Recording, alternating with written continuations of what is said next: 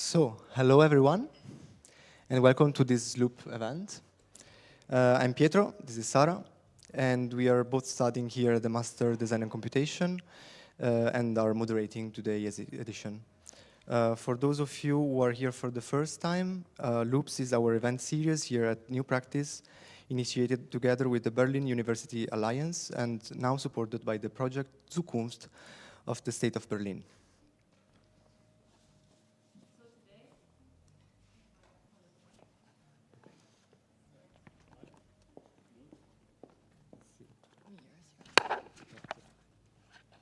Okay. Today, we welcome Matteo De Giuli and Elisa Cuter, who join us for a conversation on literature, narrative, and essayistic practices as vital tools for emancipation, critique, and engaging with crisis. Bringing together two complementary approaches, this session is going to move between dystopian absurdity and everyday utopia, systemic and mental collapses, and the persistence of collective desire. We're going to start with a short introduction round for each of our guests before going on to the discussion, which will be open to everyone for questions in the final round. Yeah, and the loop that you see here is going to show us when each round has finished. So when you guys are speaking, you can see how much time you have left, in a sense. So I would like to introduce our first speaker, Matteo De Giuli, writer, editor, and cultural critic. He is co-author of Medusa and co-runs the Medusa newsletter, a long-form project exploring the cultural and political dimensions of the climate crisis. He has contributed to platforms such as Il Tascabile by the Italian Encyclopedia Treccani, National Geographic Italia, and Nut Publishing, and served as editor-in-chief of the cultural online journal Lucy for 2 years. His work spans political ecology, speculative narrative, and the cultural imagination of the Anthropocene.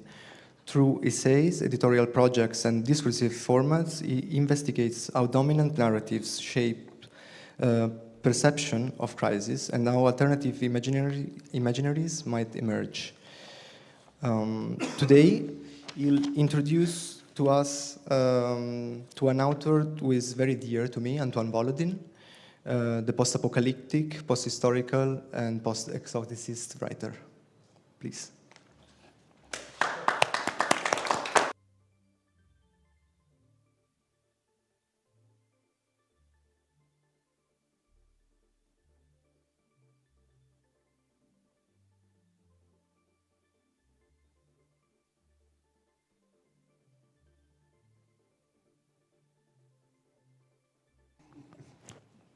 Okay. Oh, no, yeah. Okay, thank you. I'm going to read something because my English is not good enough to just improvise.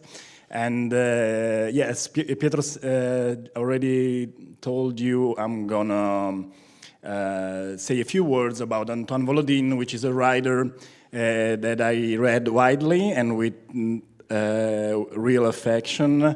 And I have also had the chance to meet him more than once. And these were the sort of meetings that confirm you that what you suspected all along, that the mind behind the book is even stranger and more generous than the book itself. Volodin is, without a doubt, one of the most unusual and magnetic presence in the European literature today. Even if beyond France, I think his name hasn't quite traveled as far as it should. He is not just a writer, he is a narrative universe. He calls what he writes post-exotic literature. And it is indeed as odd and compelling as it sounds. The post-exotic literature is a kind of surreal borderland where dreams and politics, memory and fantasy, grief and grotesque live together.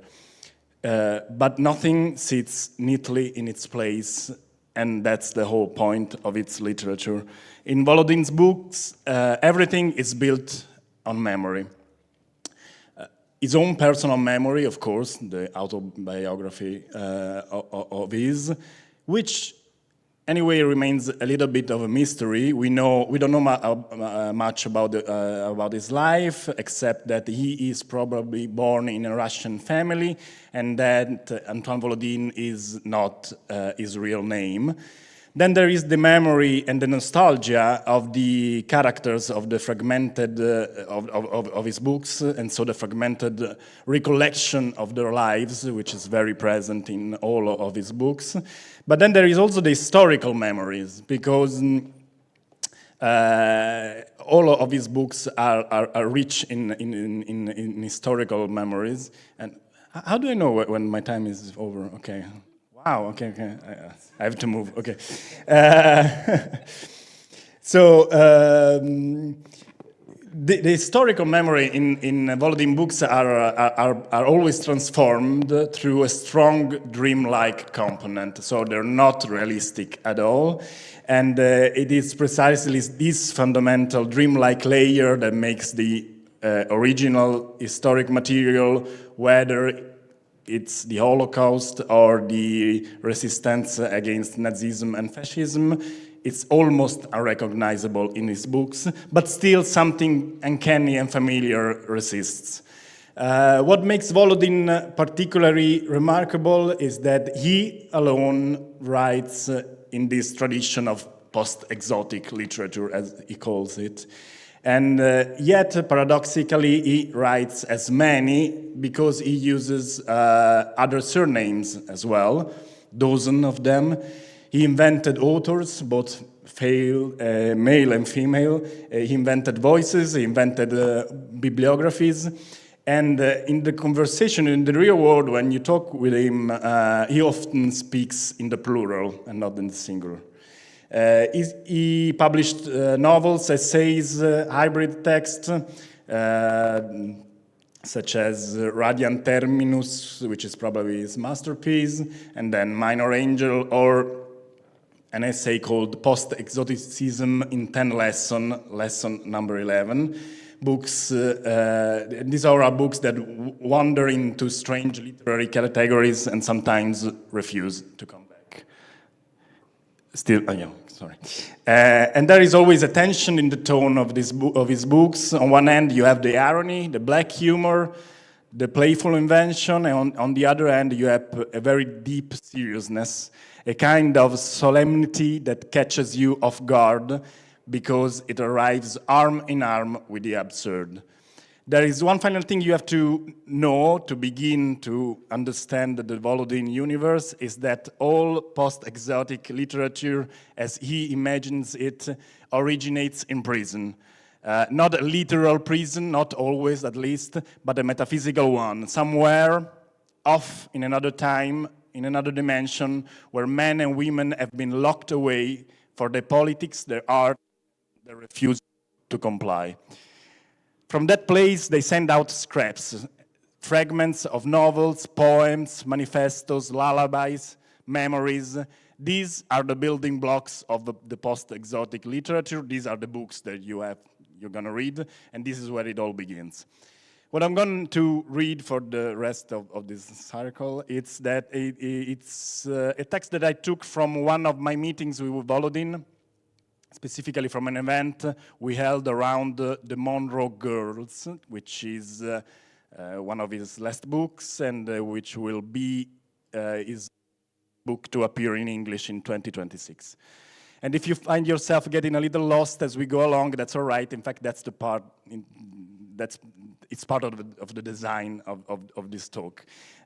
In this text, in this talk, you will hear and that you're already hearing, my voice merges with Volodin's voice and with the voice of his Italian translator, which is named Anna Delia, that I also met with him. And that night, as always when you talk to Volodin, we became, for a little while, a single I. We shared a wandering you in the true spirit of the post-exotic style. So, that said, I think that the Monroe Girls is a perfect entry point, a portal into the post-exotic building, but of course this building is infinite. Each of Volodin's books is really like a fractal. Each one contains the whole, and this one is number 45 of the series. You've written 45, and the series of books will end at 49. That's his plan. 49 books, and then there will be silence, as he says. So when we talk about post-exotic literature, we're not just indulging in literary play. This isn't mere metafictional flourish. What Volodin has created, what we have created, is a coherent, persistent, unmistakable narrative universe. So let's begin with this, with the past. The past is everything. For post-exotic writers, it's the ground beneath the narrative, but there is another foundation too, hidden and unshakable, which is imprisonment. The post-exotic, as I already said, is literature written by the incarcerated. These are imaginary authors locked away, composing their stories inside the walls of confinement. What we write emerge from a great failure, the failure of the 20th century. These stories are told from the defeat, and yet they do emerge. Some make it outside. They arrive in this world under names like Lutz Bassmann, Manuela Dreger, Infernus Johannes, or even Antoine Volodin himself. But behind each name is a chorus of others, unseen, unpublished, perhaps unnamed, who write from within the same prison. They are bound together by a shared political and poetic intent.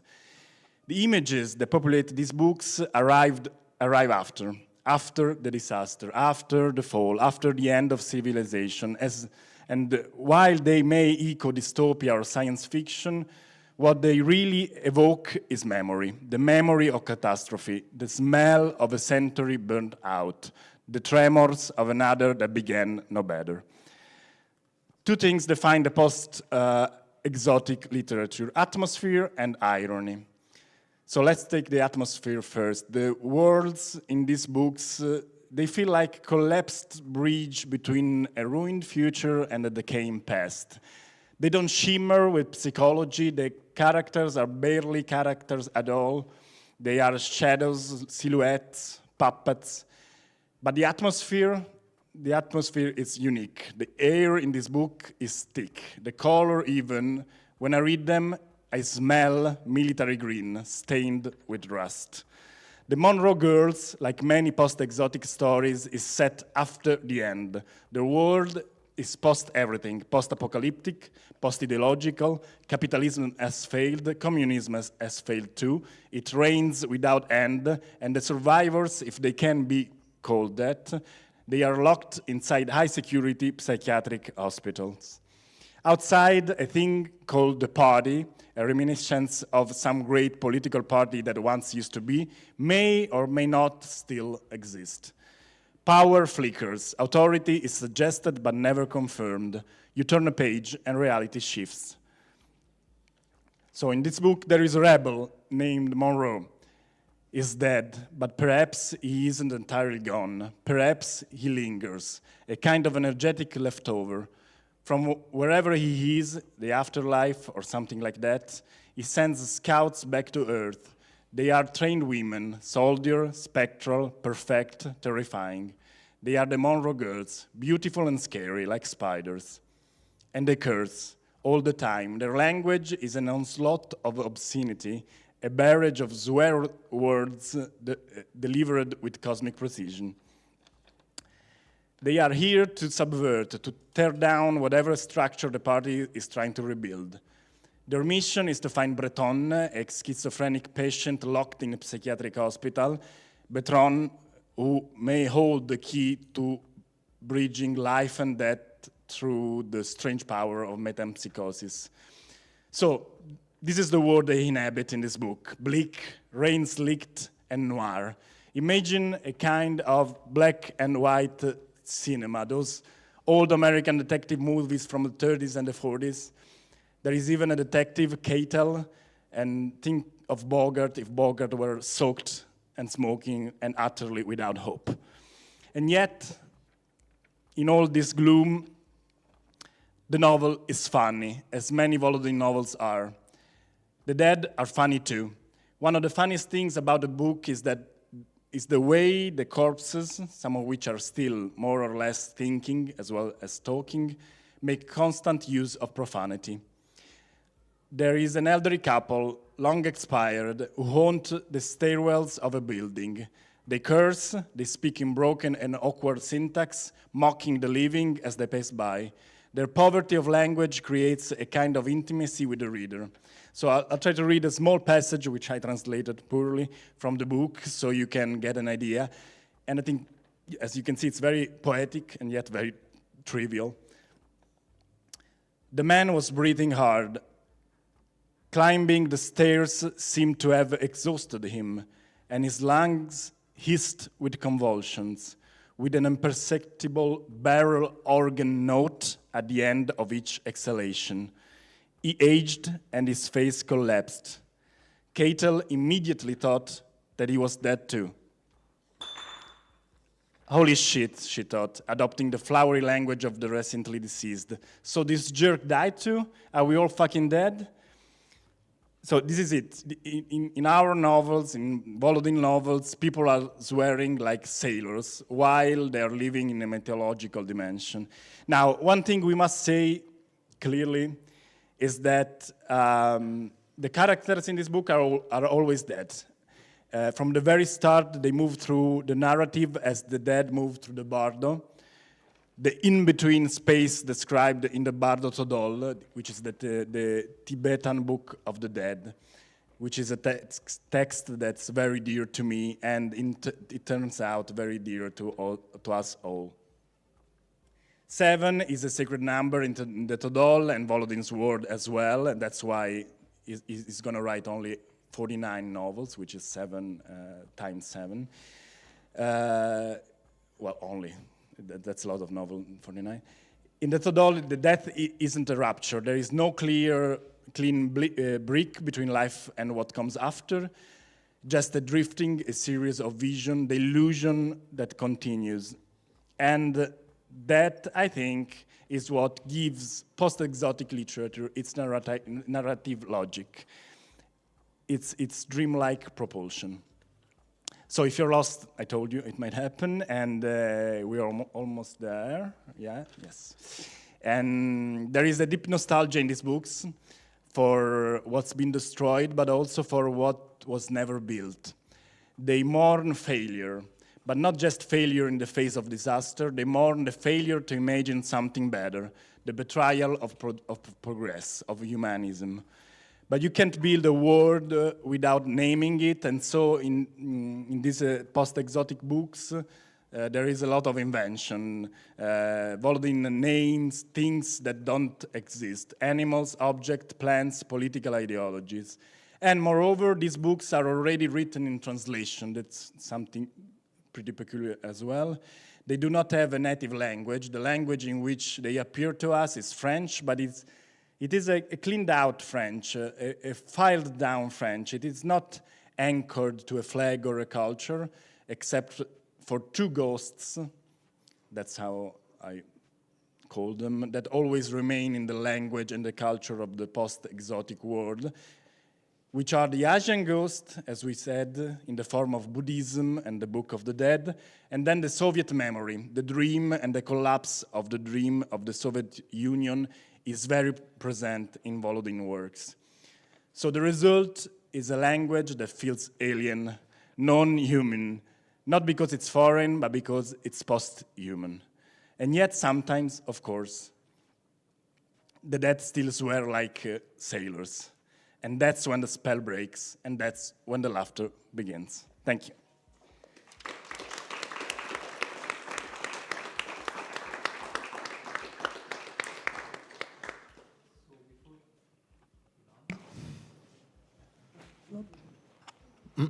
Okay.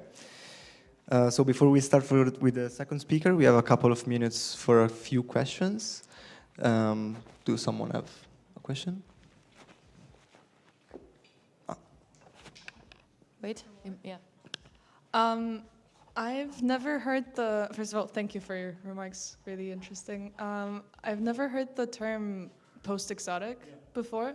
I've also never heard the term exotic literature. I don't know, so I'm just interested if you could say more to that, because the way that I understand it, you said it's literature in a broken world where capitalism has failed, Marxism has failed. One could call, for example, postmodern literature the same thing. So what is, but of course that's a much broader thing and an old thing.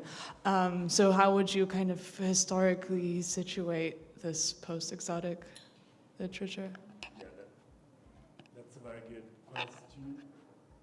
Okay, that's a very good question, of course. And now, keep in mind that he and only him and the surnames he made up are part of the post-exotic world and literature. And it's just a term that he actually invented, because the first novels that he wrote back, I think back in the 70s and the 80s, were labeled as science fiction in France. But he felt like caged inside this definition, because the cultural critic and the public wouldn't take him seriously. So he just totally made up this definition, which has almost no sense. It doesn't mean anything at all, but it just sounds very, important and serious. And it worked. Actually, it worked. And so it's just something he made up. It doesn't necessarily have a meaning.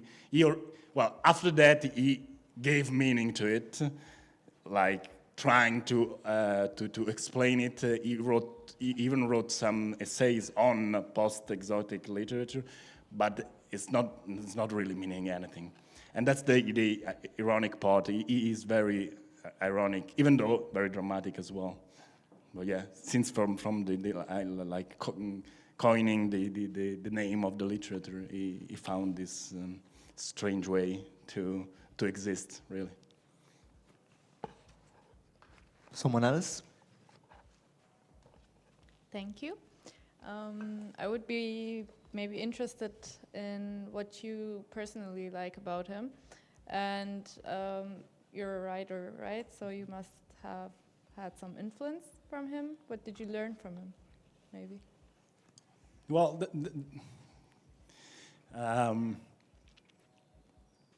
I like that the way he re-elaborates the historical material without making it like seems to be a textbook. Like like Volodin's work, it's art for art's sake. It's not something, even though it's very rooted in things we know, and he knows very well, in the Soviet Union history and in the crisis of capitalism and so on. It doesn't want you to guide you like a moral guide. And so I like that. And I like also that, in a way, another writer that I love is Philip K. Dick, the science fiction writer. And, there are some novels like Ubik, which deals, like Volodin's works, with the afterlife world. And it starts from there, I think, and it takes the whole thing to another level, which in Europe we didn't have, probably.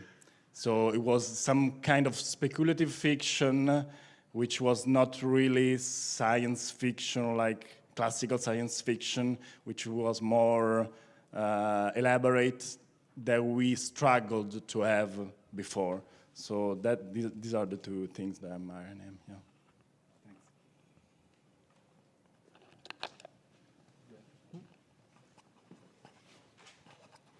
How's, thank you for the talk. How's literature and writing connected to the project of autonomy and shaping the imaginary? The project of, sorry? Autonomy. Okay. What do you mean by autonomy? Autonomy? Yeah. Like, I mean more in Castoriadis also terms, like the way that people can maybe have more success in dealing and shaping their reality by participating in it, and maybe creating their own small cores of resistance, or... Okay.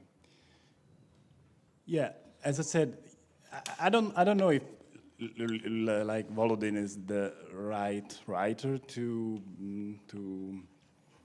analyze for this kind of question. Well, if you want, he built a universe himself where he could feel like at ease, at home, and so that's kind of a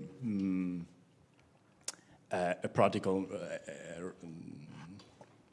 struggle and resistance to the outside world in a way, but still, he is very political, but not like in a way that really inspires you. It's just more focused on art for art's sake, you know. If I got your question right, so yeah, you probably might be inspired in a way, but as you are inspired by art in general, by great literature, you know, it's not trying to you know, move you in that way, I think, yeah. Okay, we will take more questions afterwards in the discussion also, so keep them in mind if you have more. So I'm going to introduce our second speaker, Elisa Cuter. She's a cultural theorist and film critic in the Emineuta Junior Research Group, Cinematic Discourses of Deprivation, where she researches self-representation of intellectual and creative labor under conditions of late capitalist precarity. She's politics and society editor at Il Tascabile and a programmer for Lovers, Turin's LGBTQIA+ film festival.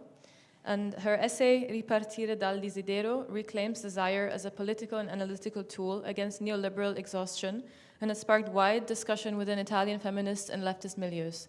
Her writing and editorial work engage feminist theory, Marxist cultural critique, and the politics of a representation across cinema and contemporary media.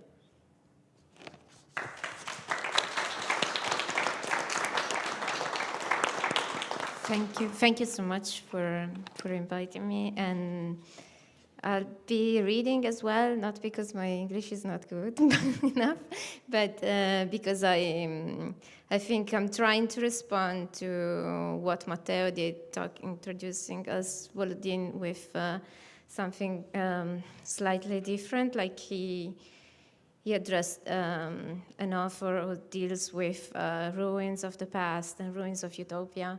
What I'll be trying to do is like trying to condense some points that I'm making in my new pamphlet, so to say, and it's about how we can actually recover some idea of utopia and how, just a humble suggestion maybe, but yeah. So yeah, when was the last time you felt guilty for enjoying something well-developed? We live in a time, if you haven't noticed, of cascading catastrophes, geopolitical, economic, ecological, existential. The feeling of urgency has become permanent, and in this state of endless emergency, many of us has learned to shrink our ambitions or to feel ashamed about it. How does it feel, in fact, to be researching, say, contemporary aesthetics in the face of World War III? Do you also feel like narratives and imaginaries are useless when things start becoming hard and concrete as literal rocket science? I don't know, I've been feeling like this in the last 10 days. Maybe some of you felt the same. Many of us feel like our whole life is a guilty pleasure, and this applies particularly to those who are most invested in abolishing the current state of things.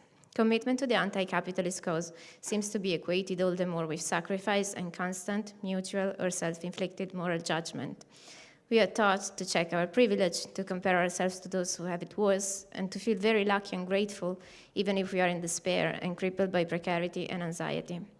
We are encouraged to focus only on what is strictly necessary, to give up what is frivolous or excessive. But what if precisely shame is the real distraction? And what if this retreat, this austerity of the imagination, is playing directly into the hands of those who already control the dominant narrative? What if the dreamless sobriety of the left leaves a vacuum that the right fills with fantasies of pleasure, enjoyment, and unearthed freedom? In this speech, I want to propose a radical alternative, not guilt but desire, not scarcity but luxury, not for the few but for all. And to do this, we need to start with a simple truth. Our needs are political fictions. To explore this hypothesis, I propose a little journey through a number of authors that allows us to create an alternative constellation to the sense of punishment we are caught in. In particular, I want to explore how cultural imagination might help us reclaim our capacity to want more. Not more consumption, but more desire. Not more morality, but more life. I want to reflect on how speculation can help us resist the moralism, guilt, and sacrificial logic that dominate both neoliberal common sense and much of progressive discourse. To do so, I'll draw from Theodor Adorno, Mark Fisher, and Oscar Wilde, in search of rhetoric that challenges the logic of scarcity, not only in economic terms, but also in the affective and symbolic dimension of our lives. Let's begin with Adorno. In his 1942 thesis on need, Adorno reminds us that needs are not natural. They are socially mediated, shaped by history and ideology. The idea that some needs are basic and others superficial is itself a political construction.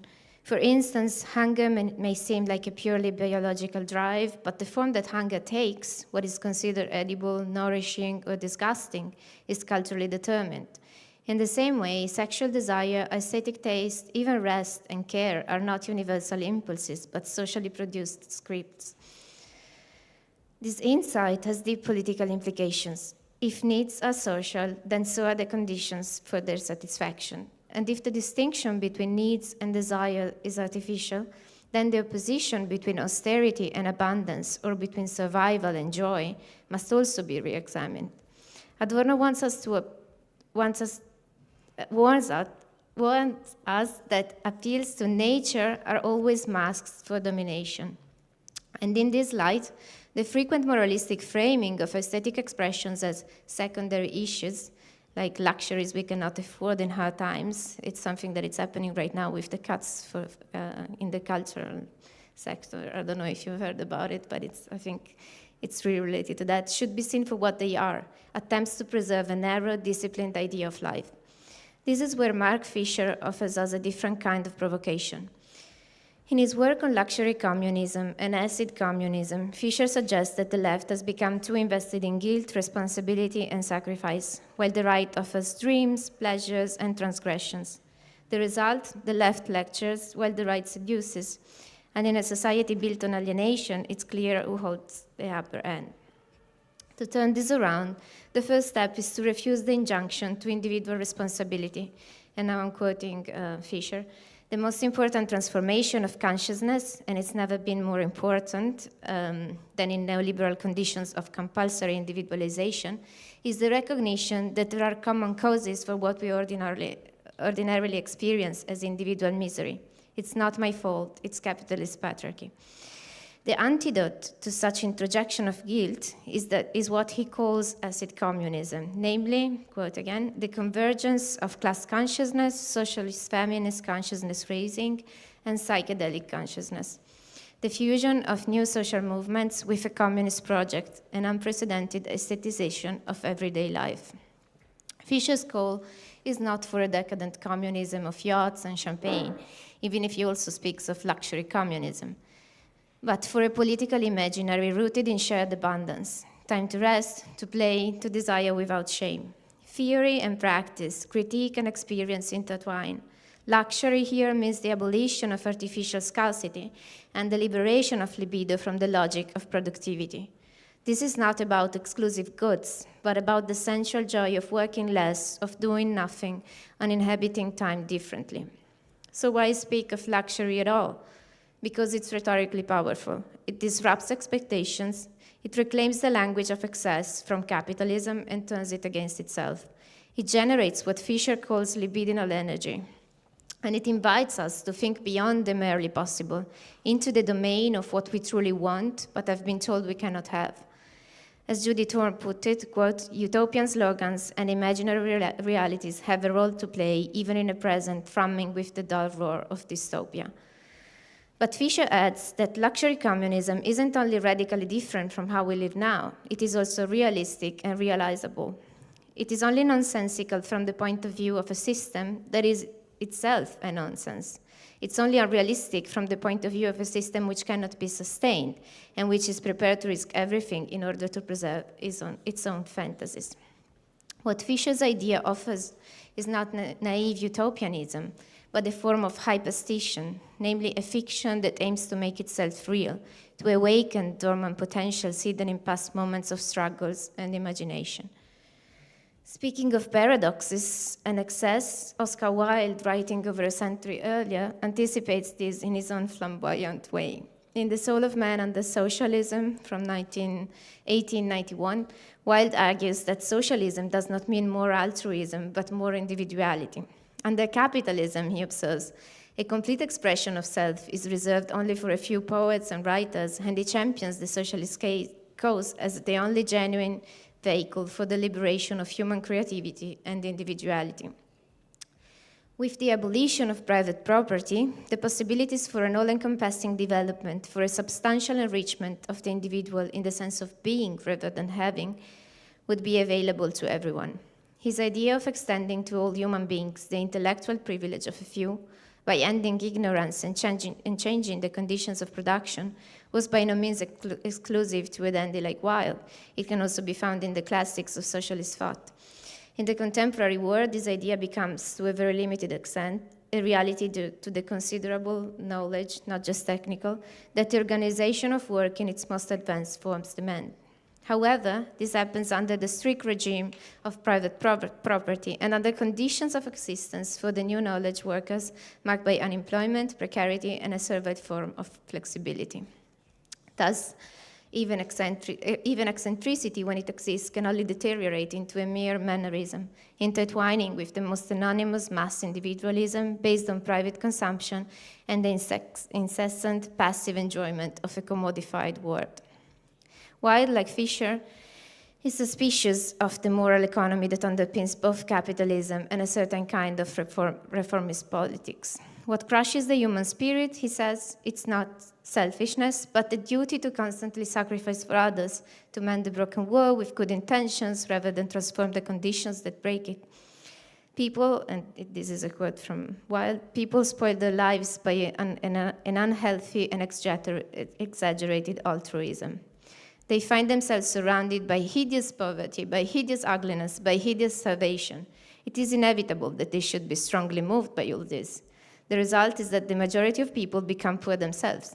But this is not the solution. The proper aim is to try and reconstruct society on such a basis that poverty will be impossible. End of quote. Wilde reminds us that it's not enough to redistribute suffering more fairly. We must challenge the structure that normalized suffering in the first place. What is more, through his provocative prose, Wilde reminds us that this is not a moral project. It is not about proving worth. It is about disrupting the disciplines of guilt and responsibility. Political imagination can and should refuse to be good. And in doing so, it becomes a space for joy, for errancy, for solidarity that is not founded on pity or penance, but on shared hunger for another kind of life. If, as Fisher puts it, I want to check how much time I have. If, as Fisher puts it, capitalism is a system that generates artificial scarcity in order to produce real scarcity, a system that produces real scarcity in order to generate artificial scarcity, then there is no contradiction between need and desire. The only true contradiction is between both of these and the profit system that demands their suppression. Adorno writes, quote, "The demand of production only for the satisfaction of needs is itself part of prehistory, of a world in which production is not for need, but rather for profit and the establishment of domination, and in which, therefore, deprivation exists." Needs and desires are both part of the same class interest. The interest of the working class is to break free from work, to reject the imposition of sacrifice, and to create the material conditions for the fulfillment of needs and the emergence of new desires. As Brecht warned, in fact, first comes food, then comes morality. Material conditions shape ethical possibilities. Without time, space, or food, even our highest values collapse into coercion. And yet time, space, and food are needs that are not more basic than the aspiration to a better life, self-determined and meaningful. The good life is a matter of aesthetic before being an abstractly ethical one. This is why we must stop apologizing for wanting more. We must stop narrating our political commitments through loss, guilt, and restraint. We need to retell the past not as tragedy, but as a prelude to future still possible. The past, this is Fisher, has to be continually re-narrated, and the political point of reactionary narratives is to suppress the potential which still await, ready to be reawakened. Let's awaken them. Luxury communism is rhetoric, yes, but it's the only one that lets us respond to the promise of enjoyment without letting the right having the final word. Thanks.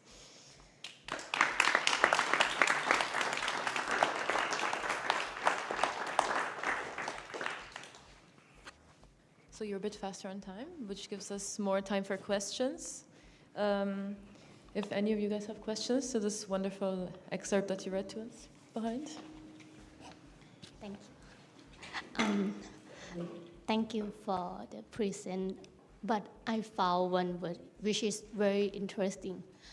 What is luxury in luxury communism meant to you? Because I think it doesn't seem that two words meant to be together. What do you think about that word, luxury communism? Yeah, I think the point is really trying to separate the idea of communism or political commitment on the right with the idea of sacrifice, or like having to kind of, if not obliterate, but at least forget for a while your individuality in order like to achieve a greater good that is shared, and having to, this idea that like individuality doesn't have room in a shared collective political project, and this is the first thing. Then there is, of course, like the refuse of work, thinking that time is luxury, and I really think that this is something that we might know, or at least as a society, most of people would say that they don't like the job, but at the same time, it's like something that we have to do. And especially for us, like being engaged in stuff that we actually like, I think there is a big problem with the kind of blackmailing that sometimes we receive, that we think like, yeah, it's something that we wanted, so we can do it also for less money, for example, or we can do it for more time because it deals with our passion, and there's a lot of investment in what we do. And so it's hard to remember that actually we living in a capitalist society, we are still producing profit for somebody else, and it's not a democratic way of organizing labor. So I think the idea of luxury communism as a refusal of work is also like to be understood in this sense. So like, yeah.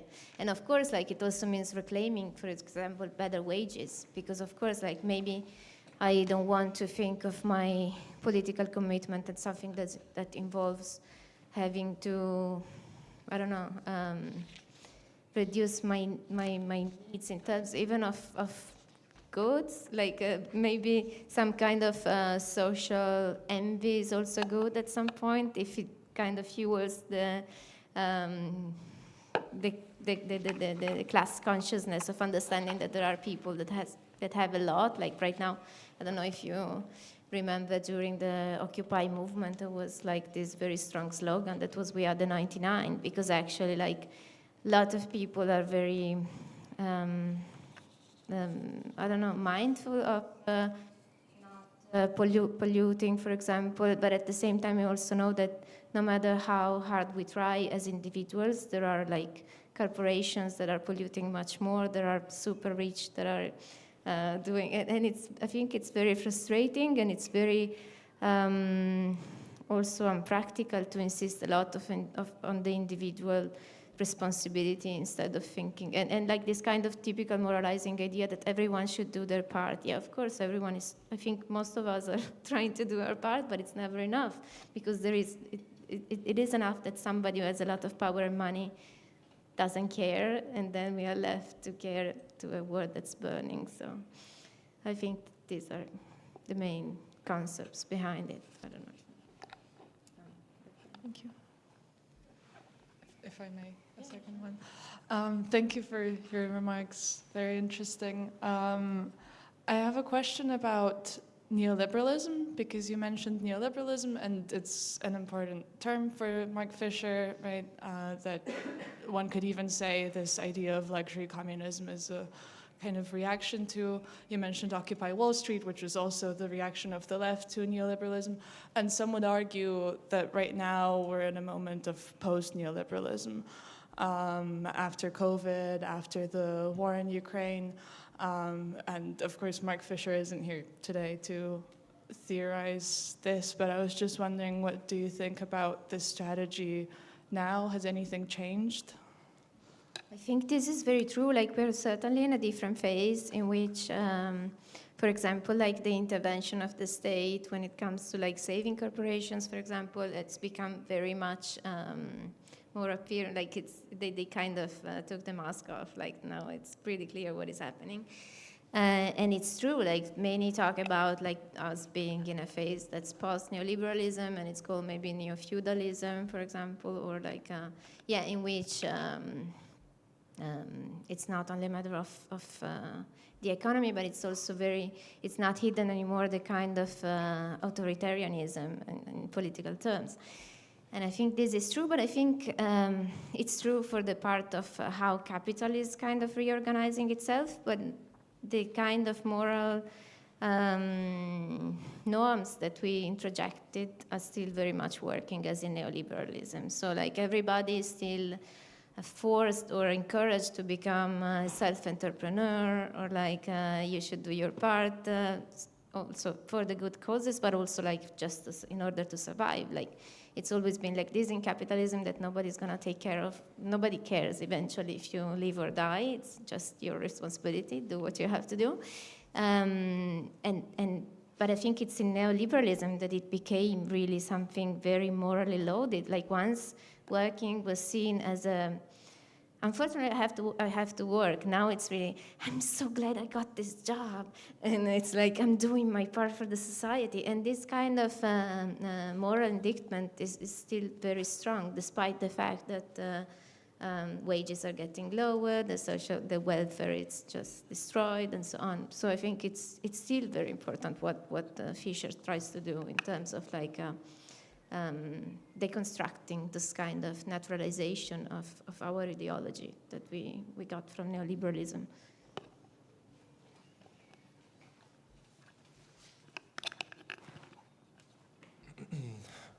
Thanks for the very dense talk. I have a question regarding what you think about the role of technology in this luxury socialist communist scenario, in the sense that I think technology, because in the sense right now there has been from the beginning of industrialization the fear that technologies they steal jobs, they kind of make the working force obsolete, and now with the rise of AI technologies, this is much more present than in the last years. And but in a way, this is also somehow like aligned with what you actually arguing with, right? That technologies, they can increase productivity, and then like actually also make this sort of like labor obsolete in a way. Or how do you think about this role of technology in today's very ambivalent situation? It's really true. It's a huge problem, and I think it's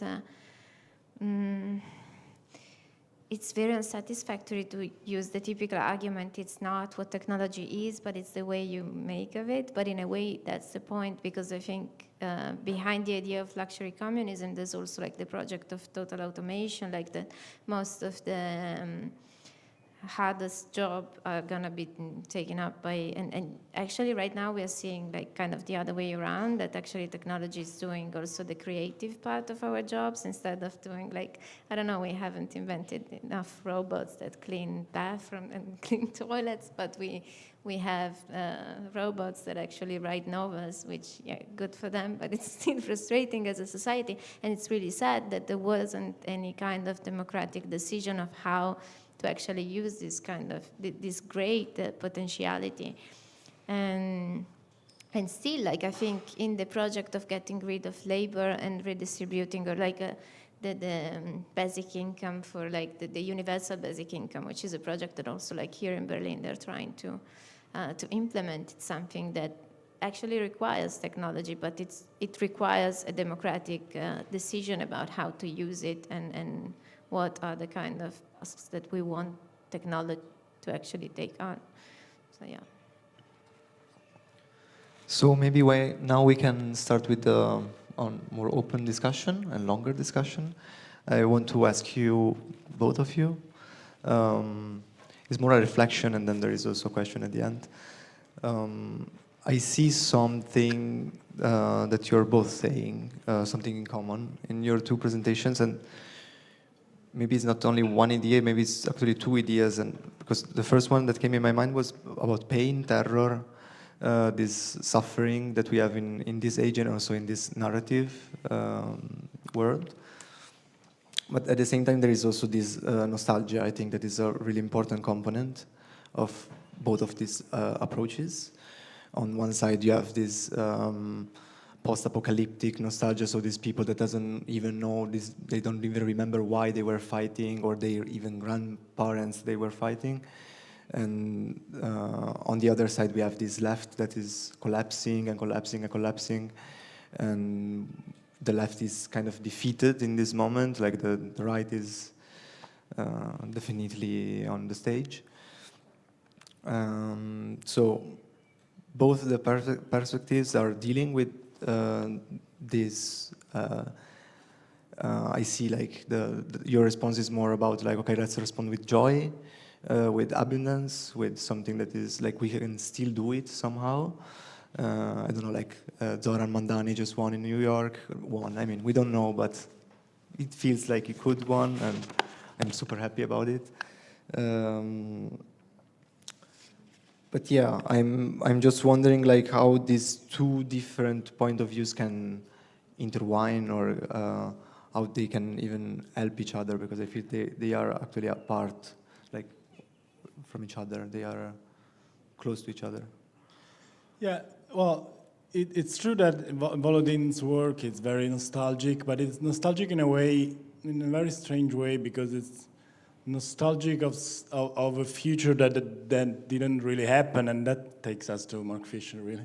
And so, yeah, that's the first time I think about it in these terms, but yeah, it is, makes sense, yeah. He is some sort of ontological nostalgia in his works. And but I think it's rooted in, as I said, in despair and in failure. But at the same time, he has this ontological nostalgia, and he had this irony. So if you want to seek like a seed of change and of hope as well in this wasteland that he describes in all of his books, I think that's the irony. That's and that's one of the driving force, really, of all of his books. So that's like something. I don't know if joyful is the word, but you know, it's something. It's like something that's still alive, even in the realm of the death, as he describes it. The fact that he can still write something ironic, he can still makes you laugh in a way, even in a very desperate way. I think that's probably, like, from the literary point of view, that seed of hope and that seed of change that he just likes to live there and not to be like just a desperate old man. Yeah. From what I grasp, even though I never read Volodin, I must say, but my husband is a huge fan, so like he told me a lot about it. I feel like there is some convergence with what we could call, like here in Germany, the nostalgie, like the nostalgia for the DDR, and it is like something that can be just like an aesthetic pleasure of, or an idealization of what the socialist past was. I don't think that's the case of Volodin, but it's the case of most of the nostalgia here. But at the same time, I think it's a way of preserving something from a word that otherwise got completely dismissed by the West, and especially like here in Germany, you can really see that, how also like it's even like as a foreign living here for 14 years, I had the feeling that there was like some kind of shaming, remembering the GDR and insisting a lot on the aspects based on the political repression that were there, instead of also like considering how the actual experiences of everyday life of the people were.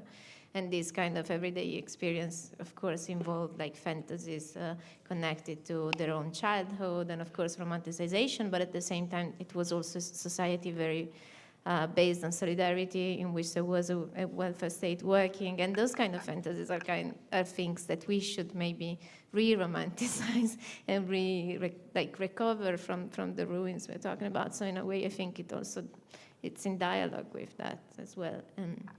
And we also in Capitalist West, this kind of project also failed. It's pretty clear. It's pretty under our eyes, and at the same time, we don't even have, or maybe we do have. Maybe it's Disneyland, our GDR, or I don't know. But yeah, it's as if we didn't even had like big heroes or big ruins to look at. Maybe because we're still living the fantasy that this thing is still working, even if it's not. I don't know. Well, Thank you. Now that I think about that, yeah, I'm going to transform all of it in a very political writer now. Not just because, yeah, if you think about it, when I think about it now, Volodin is also writing about life and death and life in death after the end of capitalism as well. So that resonates with Fisher as well, in a way. Yeah. Okay, I'm going to write an essay now about that.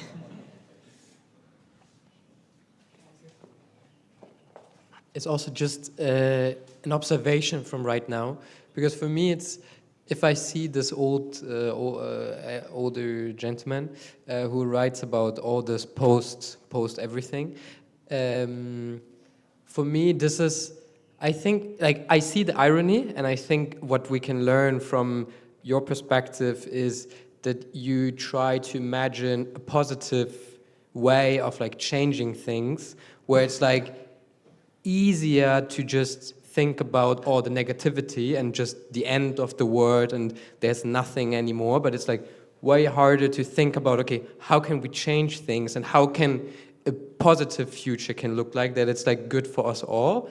And I think this is, at least this is what I take out of this conversation, is that on the right-hand side, this older person gives us a perspective of like nothing, and I think we need that nothing to imagine something new, and I think then it's good to have this as a base, but then on the other side it needs so much more brain power to imagine something positive in that nothing world, and like we need like a rethinking of everything or most of how things work, so that we can come up with something new. At least this is my observation for tonight and how I go home.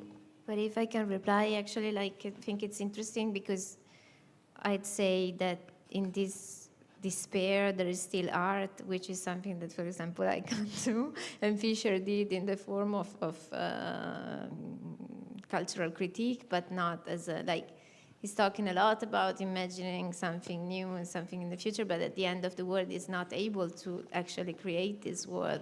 Instead, what Volodin does, despite the despair, is actually creating a whole, like, it's really literally world building and a whole, like, environment of also personalities, and it's still like a very creative pessimism. It's not nihilism, or like it's slightly different, I would say, right? No, I would say on the contrary, I think that, yeah, maybe it's not, maybe also the idea of the post-exotic could be also post-nostalgic in a way, because actually, I don't know how many of you have read anything. I read a few, I don't have the knowledge of Matteo, of Volodin books, but I feel that there's really some kind of also hopeful, maybe feeling for the new, for this new, even, in this kind of wasteland that he is describing, and the idea that is really beyond life and death in a way means that it's also beyond, future and past, and to me, it's more like the nostalgia, maybe because you mentioned, I mean, the Soviet Union is really important as a reference, but at the same time, maybe one talks about nostalgia and Soviet Union ends up with something like nostalgia. While I think that, the feeling that I still recall from that is more of the like early revolutionary period, like some like it's more like the civil. So it's actually like pre-Soviet Union times, and in a way even in this really weird condition, where also the depth of time is really important, because you have also another thing that maybe you just briefly mentioned is the nuclear disaster that are basically haunting a lot of his narratives. So you have this deep time also of fallout, and so I think it's really something like that is not just looking at the past, but maybe finding still some germs from something new, even if maybe from a almost post-human perspective, maybe, but it's not that negative, no, in some way. But it's always, and it reminds me really more of this like Soviet writer. I think like Platonov that I read after Volodin really reminds me that in this idea of these, guys that are lost in this very strange world where everything has changed, everything has collapsed, even if that's it, it's the old world, the Tsarist world, and they're trying to build something out of this, in this waste, and with what they find, in a way, with what's left. So I wouldn't say that it's really, bent on the past, but also on this possibility, like weird, in terms of weird literature, and weird possibility of the new, too. Yeah. And I have it here as well already. Yeah, thanks.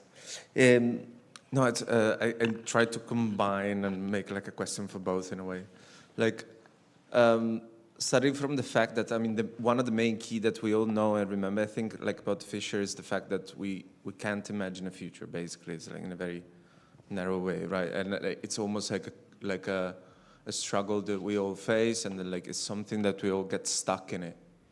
Somehow mentally we try to imagine a positive way, blah blah blah, and then like we somehow don't manage. And then like I don't know, like I'm questioning this like now because I recently like took part in a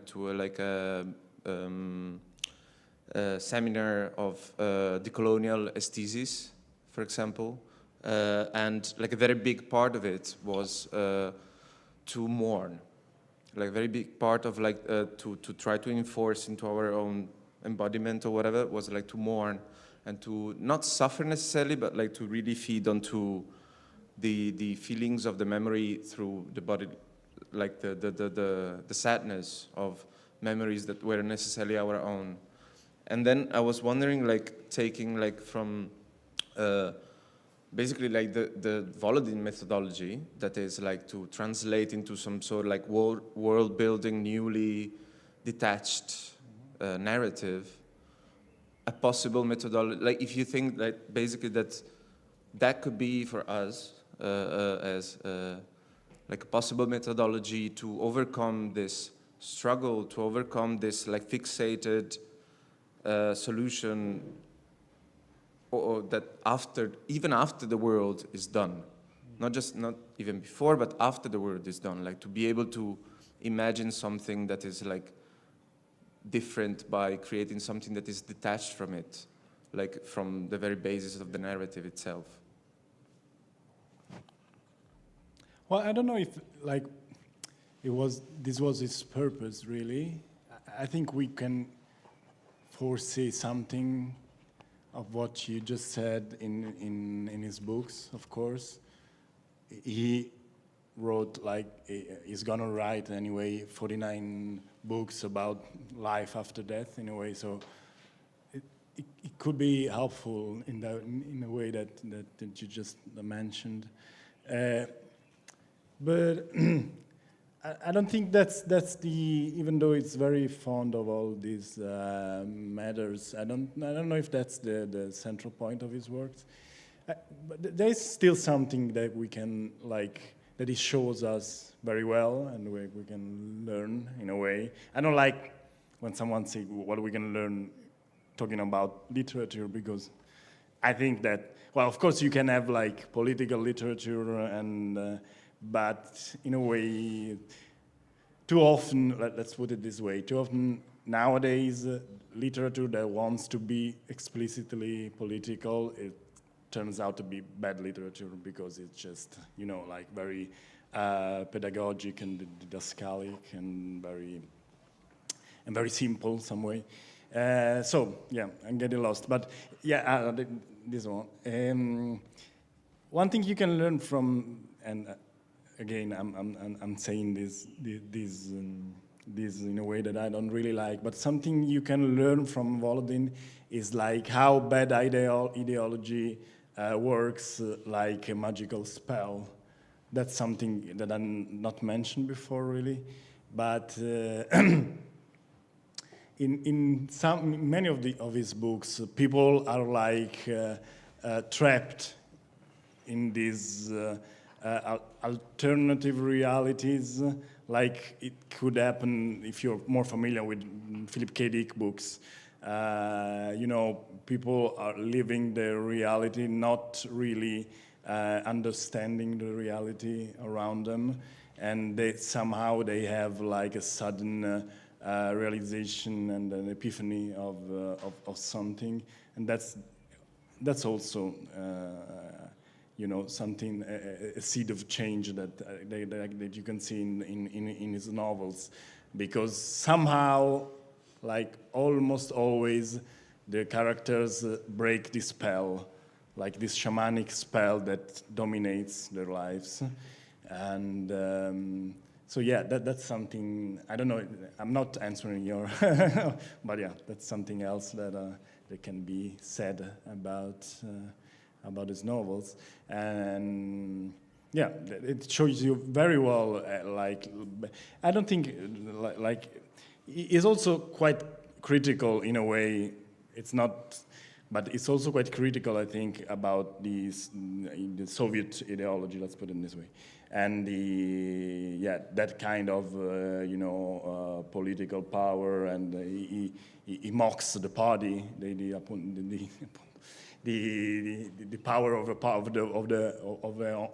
an only party. So yeah, I think it's full of contradiction as well. It's creating a universe, so he likes probably to contradict himself as well. So it's very hard to like get something from him, but yeah, you can. I mean, you can read it like in almost any way you want.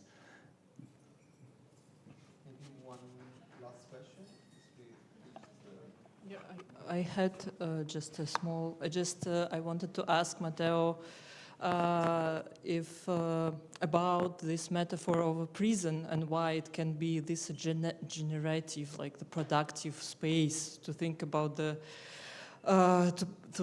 to imagine like political alternative. But then I somehow, after Elisa, your presentation, I understood in a way that this, like the prison is the space that takes your time away, and this is just directly underlines why like this prison and this metaphor of prison is such a powerful, can be such a powerful tool.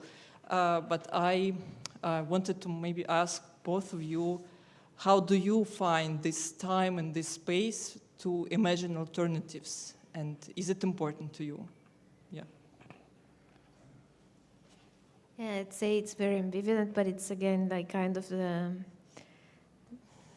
blackmail I was talking about before, like the idea that actually like, yeah, for me, like labor work is for as long as I'll be paid for it, and it's probably not going to be very long, but it's really an opportunity to actually keep on working on these topics, and at the same time, it's also like being aware that I'm still producing something that is not just for mine and the society's well-being, which is always ambivalent, but still I think this kind of dialectic should be productive, or at least we all try to do our best. But in a way, I think, yeah, maybe I will also try to reply to what the guy that asked the question before that now is gone. But in a way, yeah, I think there's also like in Fisher, like this kind of dialectic in knowing that we're all inside not only a production system, but also an ideology system, and he calls it like capitalist realism, that we can, that famously said, or maybe Zizek said, and he used this formulation, but it's easier to imagine the end of the world than the end of capitalism. And probably it's the same, like it's easier to imagine the end of the world than the end of labor also, but still imagining something completely different, it's still gonna be very, very hard. And so we have to recover some things in our usual experience that can be dialectically used against the system, and that's always like the challenge. Also, there is strike. We can all strike and refuse to work, which would be a very productive way maybe to oppose the current system of things. But I think both things are, like the time we're not working and the time we are working, we should still be working for changing the world if we can, or doing our best. I don't know. I'm always trying to stay positive. It's really hard, actually. Yeah, well, 4 years ago, I wrote a book about climate change with a friend of mine from a philosophical and literary point of view. So I got a lot of this kind of questions, of course, like what's the alternative? How do you feel about it? And how can we change the system? Of course, we don't have any answer to that. And in 4 years, I didn't find one. So the only thing that I can say is that, like, the way I see it, there is no alternative to looking for an alternative. And even if the struggle is real and it's very frustrating, it's the only thing we can do right now, and that we got nothing to lose in this path. We just have something to gain, hopefully. So that's what I'm trying to tell myself, to not completely lose my mind. Maybe the point is also the pleasure in critiquing the current state of things, like finding pleasure in understanding what's going wrong. Maybe there is some pleasure there, or at least like having the possibility to discuss it. Also, like in occasions like this, it's what gives some meaning, at least, to the struggle. Yes, excuse me for stretching the time. My point here is more towards Elisa, but perhaps we can also extend it to the presentation from Matteo. While I do admire some of the ideas that you shared, particularly the ones from Oscar Wilde, I am forced to point out that the authors that you cite, as well as the quasi-utopian framing of your speech, fails to acknowledge the colonial powers that were very strongly existing 100 years ago and still today hold a very strong grip on over a third of the global population, more economically and culturally. So the whole framing strikes me as very strongly Eurocentric, and especially that in the beginning of your speech you did mention the chaos that is happening around the world. So my question here would be, how much room do we have actually for hopefulness and world building when the bombs are falling literally and metaphorically on top of our heads? Yeah, I agree. I agree, and at the same time, again, like this idea of dialectically trying to find some. I know it's very problematic, but I'd say like that there must be some kind of universalism still, and like I'm just. I think that the working class as a concept is still something that kind of unites some part of the population in most countries, like, because I think that even though now it's really clear that there are like privileged countries and others that aren't, and hopefully like the global south will make it in overturning this, and what appears like a catastrophe to us, thank God, is something, it's good news for most of the population of the world. And I know that it's very Eurocentric, and it's also Eurocentric in the kind of authors that I picked, but it's just because those are the authors that I know and as part of my very narrow canon. It's not for some, it's just out of ignorance actually. But I think that when we're talking about needs and desires, I think needs can be shared by most of the working class around the whole world, because having, like, for example, the chance and the space and the mental space of refusing work, of being able to organize an economy that responds to the needs of the people is something that gives a lot of room for creating tolerance and communication between different cultures and so on. So I think those kind of basic needs can be understood as a very basic idea of universalism, of what we all share as humans. So like the need for freedom, the need for food, the need for a home, and so on. Those are really basic and very... and if we consider politics as something that should not interfere with our personal decision, both as individuals and as collective and as communities, but as something that should guarantee us the space to self-determine and self-organize, then I think that we could, as working class, all agree. And I don't think there is necessarily. I actually don't see it as we can talk about it perhaps after. Yeah, let's. Okay, so we've reached the end of today's session. This session was not paid by Big Volodin, as well. We would like to thank all the listeners here and online in the stream, and especially today's guests, Elisa Cuter and Matteo De Giuli. And we'd also like to thank the team for making this possible, from streaming to setup to organization. Thank you, thank you, thank you, thank you.